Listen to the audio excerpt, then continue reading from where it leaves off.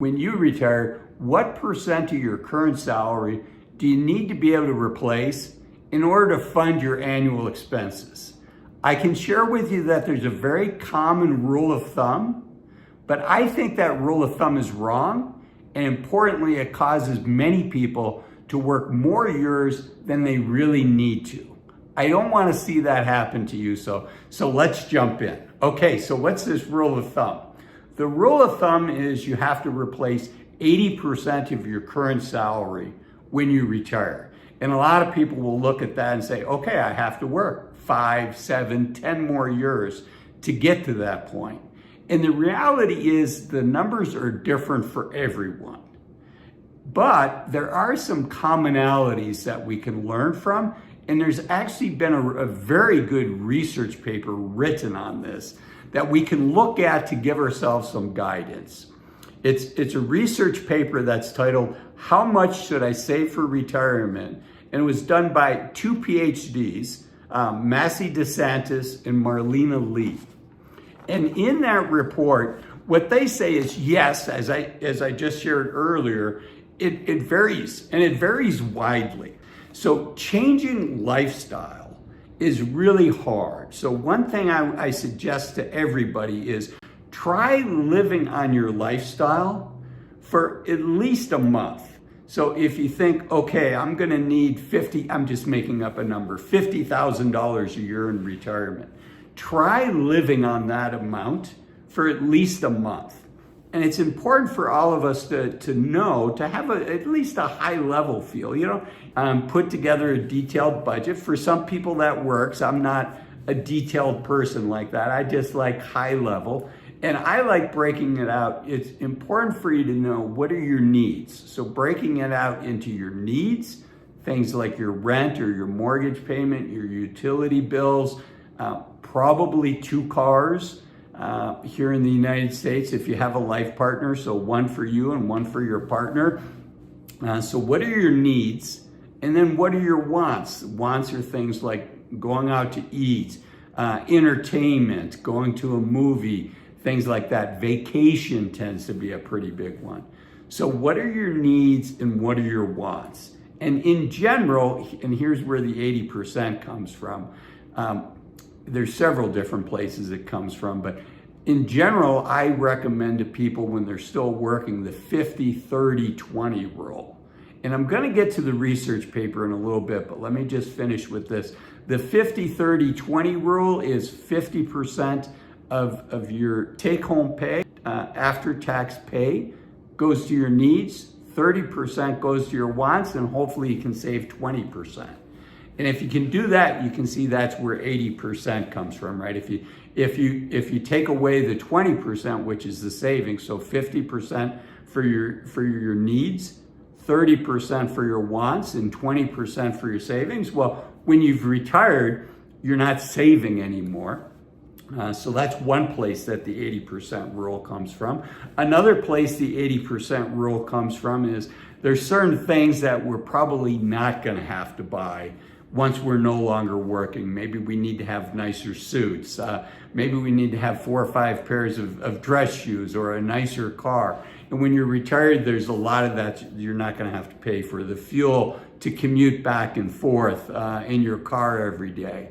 So things like that. So there's a couple different places that the 80-20 rule comes from. But in general, again, I think that rule is dangerous. So what I like about this research paper that I mentioned, again, it's called How Much Should I Save for Retirement? And it's done by these 2 PhDs, Massey DeSantis and Marlena Lee. I'll leave a link for it. It's actually quite hard to find online, but it's an excellent report. I'll leave a link where you can read the full report yourself. There's going to be future videos that I do on this because the research paper is just filled with what I think is good data for all of us. But one of the things I like is they break it out by the household income. And the report's fairly old. It came out in June, I believe, of 2013. So it's over 10 years old, but I'm going to update some of the data to make it more relevant to us.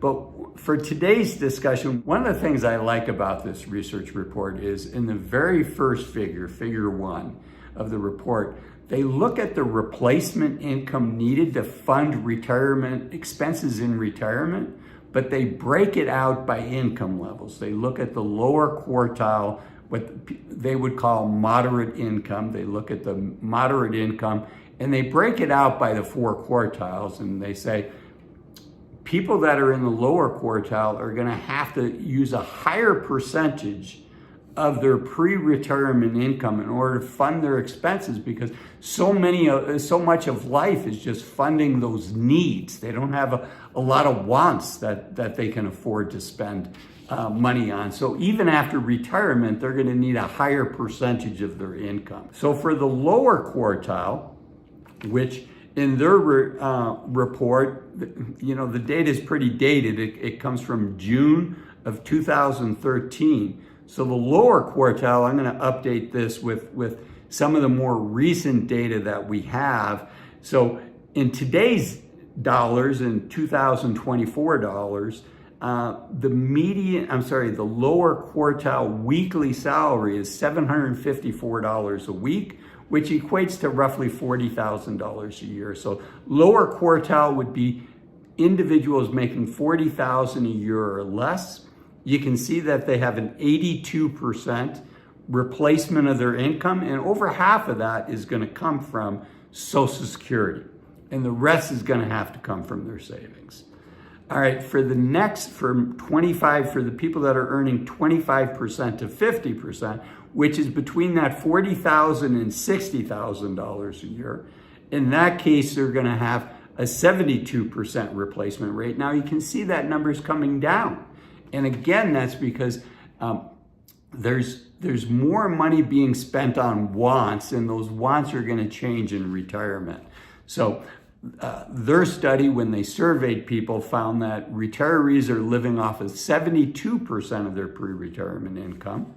And they found that roughly 50-50. It's being split roughly 50-50 between Social Security and what's being funded outside of Social Security. Same thing for the next quartile. So the median, the 50 percentile, was at $60,000. So now the range is $60,000 to $90,000. And in this range, it's exactly 50-50. So half of they're going to need 62% of their pre-retirement income. Half of that's going to be funded by Social Security. Half of that's going to be funded by their retirement savings. And then I couldn't find, what is that 4th quartile? So what I did was I looked at the upper decile, the upper 10%. What are the upper 10% of Americans making? And on a weekly basis, that's $2,781 a week. So if you annualize that, that's $150,000 a year. So the upper quartile is between $90,000 a year and $150,000 a year. So this is individual income. It's not household income. So this is the individual's income. And what this report finds is that it's roughly 60% of the pre-retirement income. So it's 58%. And the minority of that now is coming from Social Security. And the bulk of that's coming from your retirement savings. And in there is going to be a lot more wants versus needs, which, makes sense. As we're making more money, we can afford things above and beyond just what the necessities of life are. So you can see if you're budgeting 80%, and this report says, for the highest income earners, they can, it's roughly 58 to 60% for the upper half. That's a big difference between 60 and 80%. That can easily result in you working an extra 3, 5, 7 years in order to fund this mythical 80% that I would argue many folks don't need to do. And I don't want to see you waste the youth of your retirement saving money for something that you may not need. And that's why this subject is so important. It's also important, I think, that you watch this video up here that talks about 5 reasons to retire as soon as you can. Thanks for watching this video. I'll see you in there.